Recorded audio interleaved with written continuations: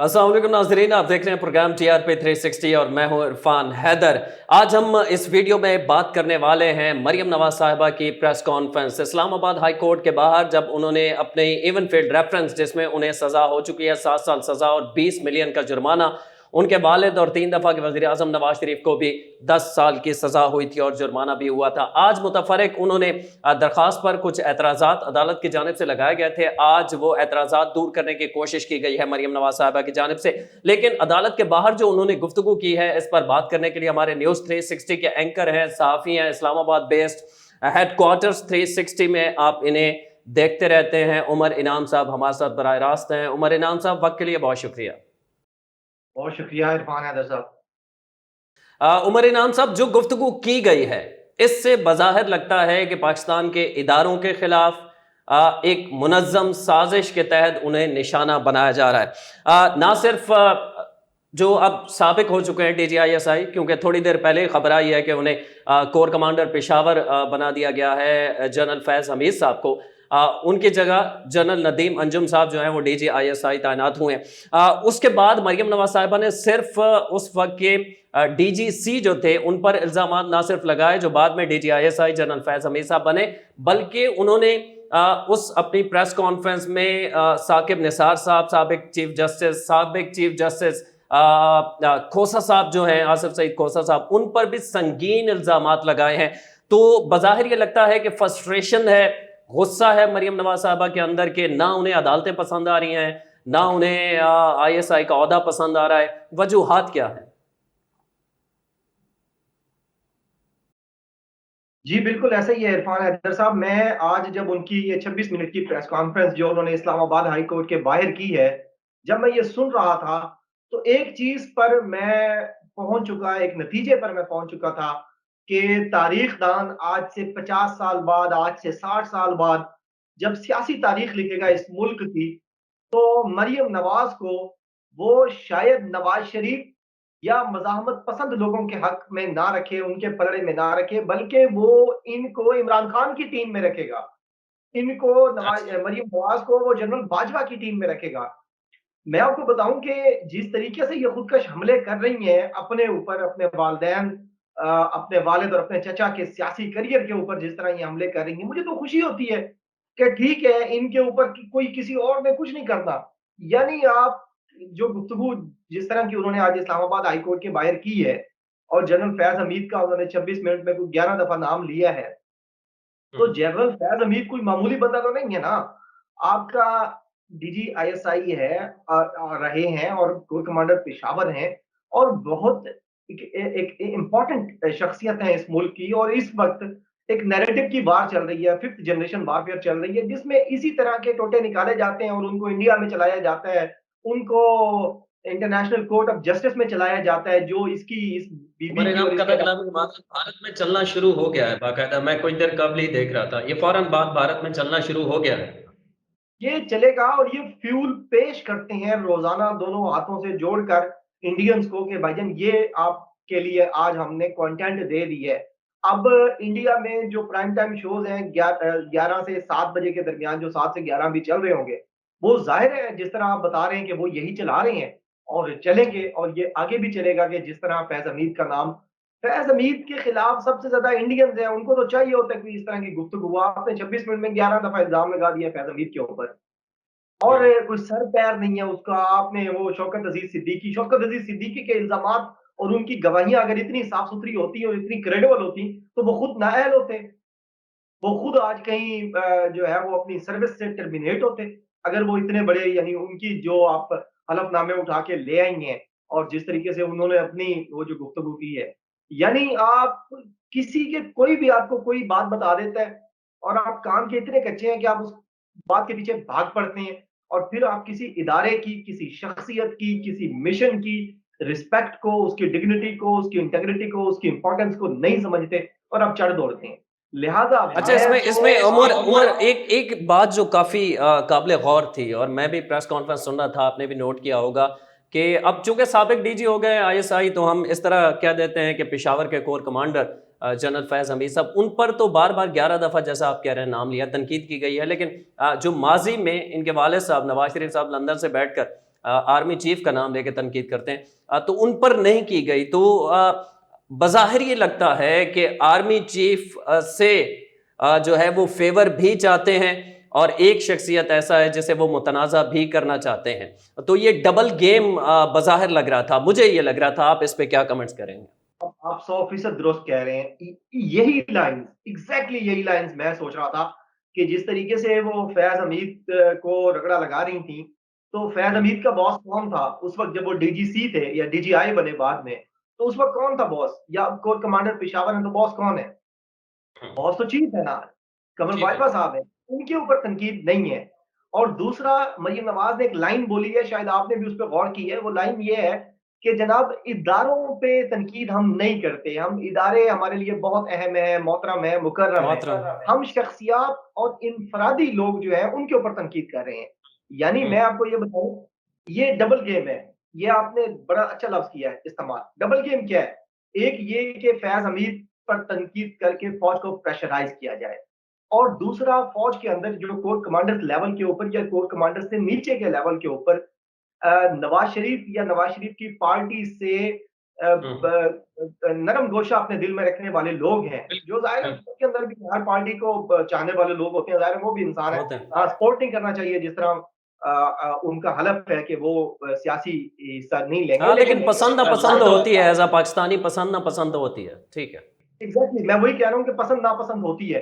तो उन्होंने क्या किया है, उन्होंने डबल गेम ये किया कि एक तरफ प्रेशराइज़ किया है फैज़ हमीद को और उनके बॉस को नाम नहीं लिया, उनको फ़ेवर किया एक तरह से कि मैंने जी देखें आपका तो नाम ही नहीं लिया। और दूसरी हम्म, तरफ जो उनकी लाइकिंग्स वाले लोग हैं, वहाँ पर जीएचक्यू में बैठे हुए हैं या और कहीं बैठे हुए हैं, उनको भी ये पैगाम भेजा है कि देखिए जी हम तो रिस्पेक्ट करते हैं आपकी। तो हम्म, ये, और लेकिन मैं आपको बताऊँ, एक तीसरा नुकता भी यहाँ से ये निकलता है कि वो लोग जो लाइक करते हैं शायद इस पार्टी को या कहीं पे किसी लेवल पे गुफ्तगू में सपोर्ट करते हैं, उनके लिए बड़ा मुश्किल हो जाता है जब इस तरह का खुद का हमला होता है मरियम नवाज़ या नवाज़ शरीफ की तरफ से। इसीलिए वो लोग जो है वो प्रेफ़र करते हैं शहबाज़ शरीफ को, क्योंकि शहबाज़ शरीफ या उनके बच्चे अच्छा, भारत को भी शहबाज़ इसमें इसी डबल गेम के हवाले से एक और सवाल भी ये है कि भारत को, जैसे आपने कहा, मैंने आपको बताया कि भारत में चलना शुरू हो गया है, मैंने खुद देखा है, एक आध टीवी चैनल पे उनके बाकायदा इस पे डिस्कशन स्टार्ट हो गई है। तो भारत को ये भी मैसेज दिया गया है कि उस वक्त डीजीसी जब थे जनरल फैज साहब, तो उस वक्त इल्ज़ाम ये लगाया है कि हमारे खिलाफ वो केसेस बना रहे थे। दूसरी जानिब आर्मी चीफ साहब, जैसा कि आपने कहा, उस वक्त फैज साहब, जनरल बाजवा साहब थे। तो बाजवा साहब की हम फेवर में बात कर रहे हैं, और तासुर भारत या दुश्मन ममालिक को यह दिया जा रहा है कि आर्मी चीफ के अंडर जो जनरल्स होते हैं या ब्रिगेडियर्स होते हैं, निचले लेवल के ऑफिसर्स होते हैं, वो अपनी मर्जी से सियासत में इंटरफेयर कर रहे होते हैं, और क्या आर्मी चीफ को इसका पता तक नहीं होता। ये तासुर भी देने की कोशिश की गई है। तो एक प्रेस कॉन्फ्रेंस से बड़े तनाज़े खड़े करने की जो कोशिश की गई है, इसमें कामयाब होती हुई नजर आ रही है मरियम नवाज साहब आपको? सर नहीं, कामयाब नहीं होंगी। मैंने आपको बताया कि तारीख दान जो है ना, वो हमेशा इनको रखेगा पलड़े में पाकिस्तान के चाहने वालों के, कि इस बीबी ने ऐसे खुदकश हमले किए हैं। सर मैं अगले दिन देख रहा था, एक मैंने ना ब्लॉग लिखा था 2017 में शायद लिखा था, हम्म, नाअहली से पहले, नवाज़ शरीफ की नाअहली से पहले।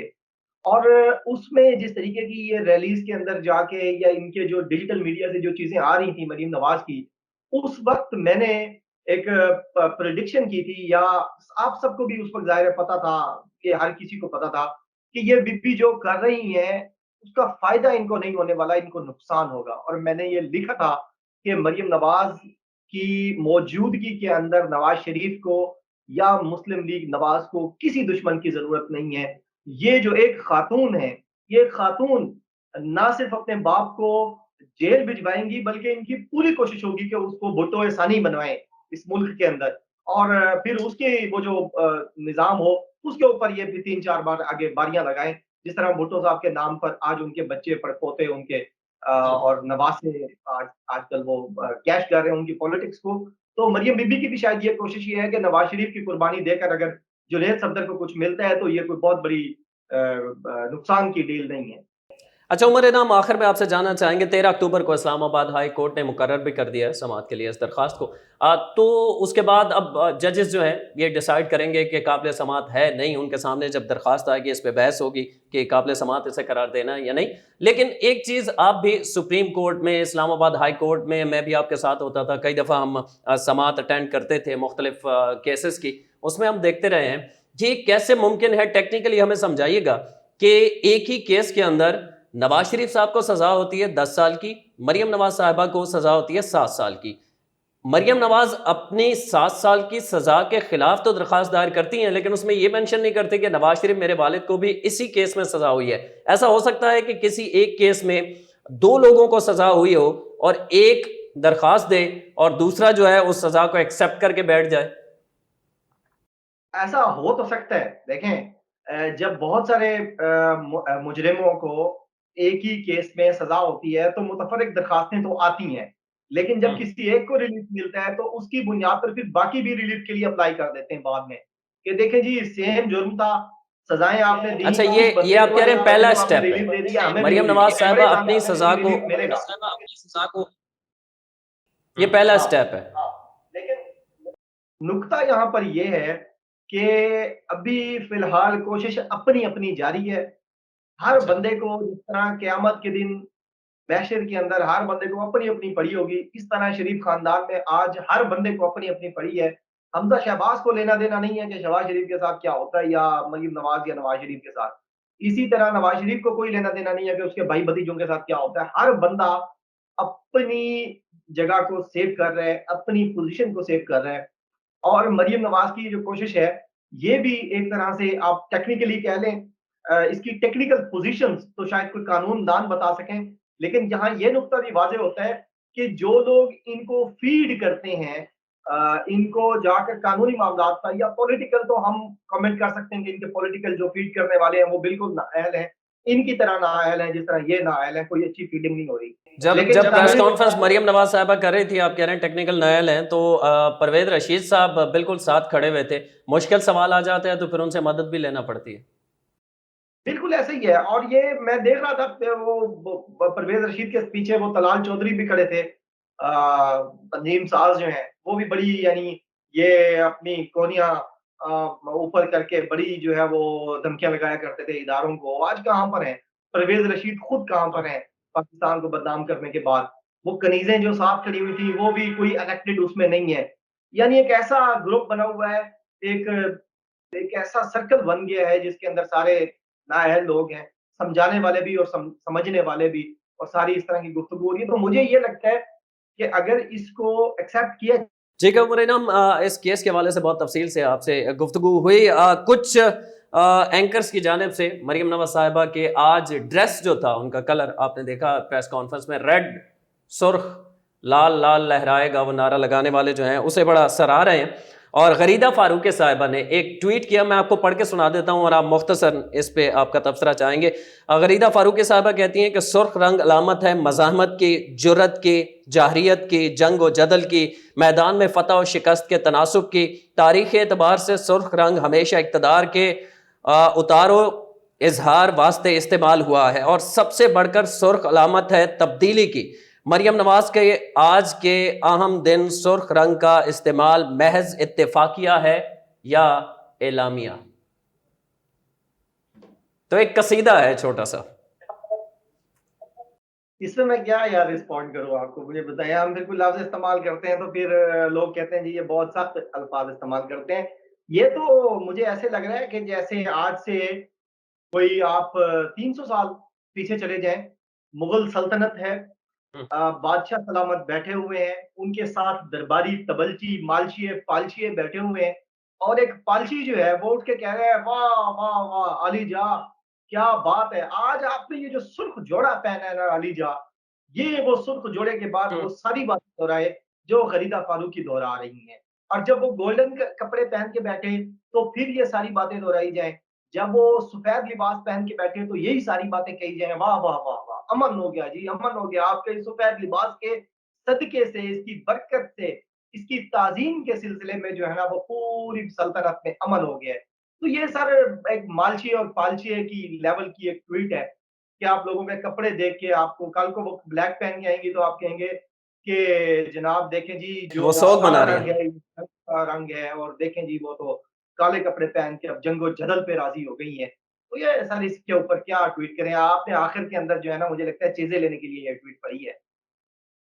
मैंने ये ट्वीट देखी, मेरे नज़र से गुजरी और मुझे भी बड़ा अजीब लगा कि आप किसी भी फैसले पर राय तो देते हैं, लेकिन इस तरह किसी के लिबास पर और कसीदा गोई कर देना, यकीनन ये सहाफ़त से बहुत दूर दूर की चीज़ें, इसका कोई सहाफ़त से ताल्लुक़ नहीं है। बहुत शुक्रिया, उमर इनाम हमारे साथ मौजूद थे बराह रास्त वफाकी दारुल-हुकूमत से, और हमें आगाह कर रहे थे आज मरियम नवाज़ की जो प्रेस कॉन्फ्रेंस थी उस पे अपनी राय से आगाह कर रहे थे। बहुत शुक्रिया आपके वक्त के लिए।